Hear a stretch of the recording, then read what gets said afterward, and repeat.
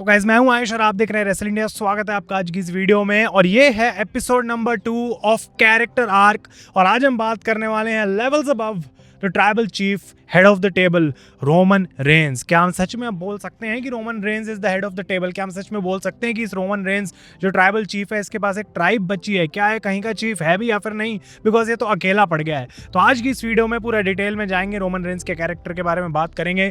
और ये मौसम काफ़ी औसम हो रहा है, आज धूप में बाहर आ गए हैं भाई, तो बैकग्राउंड ऐसा ही चलेगा। अब आजकल थोड़ा सा हमारा सेटअप पे काम चल रहा है और उसके बाद आपको मे बी और भी बेटर सेटअप हम दिखाएंगे। लेकिन रोमन रेंस पे अब आते हैं और मैं चाहता हूँ कि आप लोग भाई कमेंट करो, ठीक है? आप लोग वीडियो तो बहुत देख रहे हो, कमेंट कम करते हो। कमेंट जाओ और करो, अपने आइडियाज़ दो मुझे रोमन रेंस के कैरेक्टर के बारे में। बहुत मज़ा आता है मुझे पढ़ने में। रोमन रेंस करंटली कहाँ पे स्टैंड करते हैं, क्या हो गया है रोमन रेंस के साथ? वो दोबारा बिट्रे हो चुके हैं। ना ही सिर्फ पॉल हेमन ने और सेथ रॉलिंस ने, बल्कि हिस्टोरिकली उनकी खुद की ब्लड लाइन, उनकी फैमिली ने, सैमी ज़ेन ने रोमन रेंस को बिट्रे किया है, उनके पीठ में चाकू घोंपा है। भले ही रोमन रेंस एक हील हो, भले ही रोमन रेंस एक फेस हो, रोमन रेंस को हमेशा बिट्रेयल का ही सामना करना पड़ा है। और यहीं से चालू होगी ये एक्चुअल बर्थ है, हम कह सकते हैं अब ट्राइबल चीफ का नहीं बल्कि ओटीसी का, ओरिजिनल ट्राइबल चीफ का, जो लास्ट ईयर वापस आया था और डब्ल्यूडब्ल्यू ने नया बेबी फेस टर्न किया था रोमन रेंस का after losing the title at WrestleMania 40। इतने टाइम से as a baby face return करने के बाद ऐसा नहीं कह सकते कि रोमन रेंस ने कुछ बहुत ज्यादा खास किया है, लेकिन अच्छे मैचेस और कुछ डिसेंट स्टोरी लाइंस देने के बावजूद भी रोमन रेंस का खुद का कैरेक्टर इतना आगे बढ़ा नहीं है।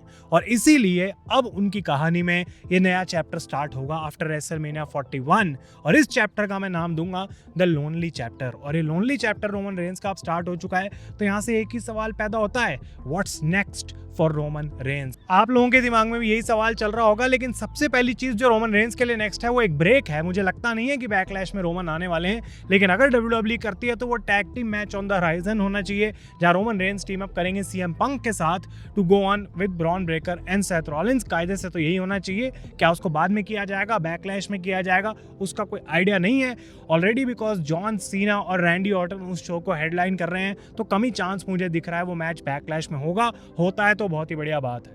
अब यहाँ पे बात करते हैं उनके कैरेक्टर में अगला क्या है। उनको अभी टाइटल की कोई जरूरत नहीं है, उनको यहाँ पे दोबारा लड़ना पड़ेगा, उनको अकेले जाना पड़ेगा। लेकिन इस पॉइंट पे उनको अपनी फैमिली का भी साथ नहीं मिल रहा, लेकिन उनको दोबारा वो फैमिली बनानी पड़ेगी।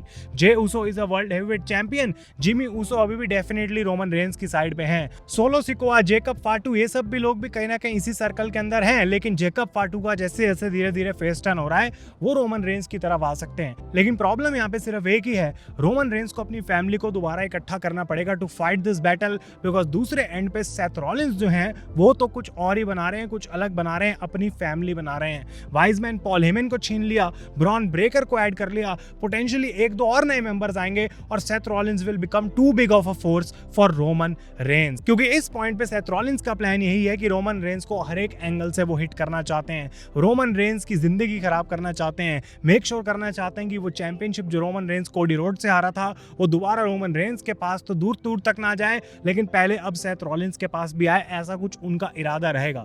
तो Seth Rollins is the biggest horn in Roman Reigns path, लेकिन रोमन इससे पहले अपनी फैमिली के पास वापस जाएं। अगर वो एक ट्राइबल चीफ हैं, उनको शायद अपना बैटल खुद लड़ना पड़ेगा, वो जाके किसी से हेल्प नहीं मांगेगा।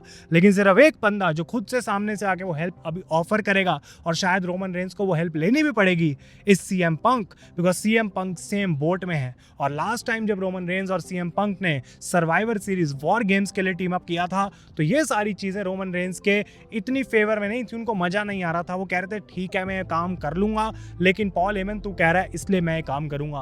पूरे समय पॉल हेमन इस बात को गा रहे थे कि कैसे सीएम पंक ने मदद करी रोमन रेंस की, इसलिए पॉल हेमन अब मदद करेंगे सीएम पंक की। लेकिन हम जानते हैं वैसा कुछ हुआ नहीं है। और मुझे लगता है कि सीएम पंक के साथ तो रोमन टीम अप करेंगे ही, लेकिन कहीं ना कहीं डाउन द लाइन, बिकॉज वो टाइटल इस पूरी चीज में इन्वॉल्व है, कोडी रोड्स के साथ भी रोमन रेंस को दोबारा टीम अप करना पड़ेगा। और आपको पता है लास्ट ईयर वॉर गेम्स में रोमन रेंस और सीएम पंक सेम टीम पे थे। और डब्ल्यूडब्ल्यू ने इस साल ऑलरेडी अनाउंस कर दिया है कि सैन डिएगो कैलिफोर्निया के अंदर सर्वाइवर सीरीज वॉर गेम्स होगी। इतनी दूर का पेपर व्यू रेसलमेनिया के एकदम बाद अनाउंस हो जाना कोई कोइंसिडेंस नहीं हो सकता। Roman Reigns, CM Punk and Cody Rhodes, maybe Jey Uso, maybe Jimmy Uso और मे बी जेकब फाटू, ये सारे लोग एक तरफ हो सकते हैं उस वॉर गेम्स मैच मैच के लिए और सामने होगा सेथ रॉलिंस का एवोल्यूशन 2.0।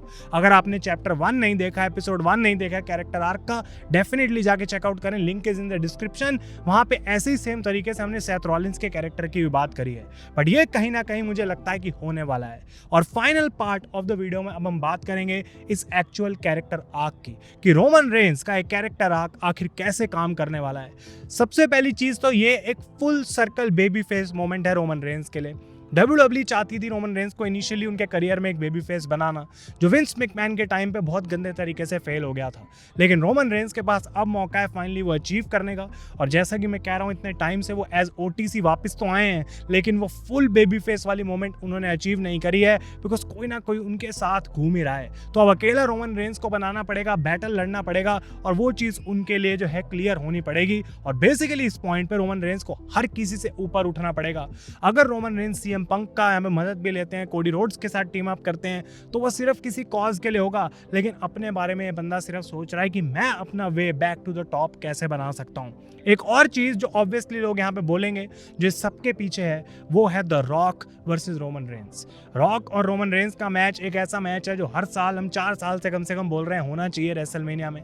ऑनेस्टली इस टाइम में नहीं बोलूंगा कि ये मैच होगा या नहीं होगा, लेकिन इन द पिक्चर तो हमेशा रहेगा। और वो टाइटल रन जो दोबारा रोमन रेंस को चाहिए, वो डेफिनेटली कहीं ना कहीं उनको मिलनी चाहिए। एज अ बेबी फेस वो दोबारा अनडिस्प्यूटेड चैंपियन बने। लेकिन इससे पहले कि ये दो चीजें हों, वो एक मैच रोमन रेंस का होना जरूरी है, जो मुझे लगता है उनके कंधे पे फाइनली टाइटल डालेगा। और वो ये मैच है जो आज तक रोमन रेंस सिंगल हैंडेडली कभी जीते नहीं हैं, and that match is the one जो पूरे समय उनको खतरा टाल के रखा हुआ है उनके करियर के अंदर। That is against Seth freaking Rollins. और इस पॉइंट पे सेथ रॉलिंस जितने डेंजरस हैं, आने वाले महीनों में अगर वो वर्ल्ड चैंपियन दोबारा बनते हैं, वो जीत सकते हैं टाइटल, और रोमन रेंस इवेंचुअली जाके डीथ्रोन करते हैं सेथ रॉलिंस को, तो उससे बड़ी कोई मोमेंट नहीं हो सकती, बिकॉज वो फुल सर्कल बेबी फेस भी complete, championship back on Roman Reigns shoulder भी कंप्लीट, और साथ के साथ ये OTC का जो रन है, जो वापस उनको रिक्लेम करना है अपना spot as the number 1 guy in the company, वो भी कंप्लीट। और सेथ रॉलिंस के ऊपर वो clean victory finally check for the tribal chief Roman Reigns, इससे पहले कि वो फाइनली अपनी जो है वो टॉर्च को पास अवे करेंगे, अपनी किसी फैमिली के अंदर किसी मेंबर को देंगे, मे बी जेकब फाटू को देंगे या किसी और को, और वो फिर वहां से रोमन रेंस का जो लेगेसी है, जो करियर है, जो पाथ है WWE में, उसको बंदा कंटिन्यू करेगा। तो ये मुझे लगता है कि ओवरऑल रोमन रेंस की पर्सनैलिटी, कैरेक्टर रहने वाला आने वाले कुछ टाइम में। आप लोग अपने ओपिनियंस मुझे कमेंट्स में ज़रूर दें। बहुत सारी ऐसी लेयर्स हैं इस कैरेक्टर के अंदर जो अभी अनकवर होंगी धीरे धीरे, एंड आई होप कि ये जो ब्रेक है रोमन रेंस का, या तो आए ही ना बैकलैश से पहले, और अगर आता भी है तो ज़्यादा लंबा ना हो, बिकॉज अगर वो ज़्यादा लंबा गैप हो जाएगा दोबारा से, तो लोग भूल जाते हैं भाई फिर ये क्या कैरेक्टर था, कैसे बिल्ड होगा। Definitely I would want a better ending to this character और better plans for Roman Reigns going into next years WrestleMania. आप लोग अपने ओपिनियन जरूर दें नीचे कमेंट्स में guys. Thank you so much for watching. Stay tune for episode 3, वो भी बहुत इंटरेस्टिंग होगा। किस सुपरस्टार पे होगा वो आपको पता लग ही जाएगा 1-2 दिन में। तब तक के लिए मैं हूं आयुष और आप देख रहे हैं रेसल इंडिया।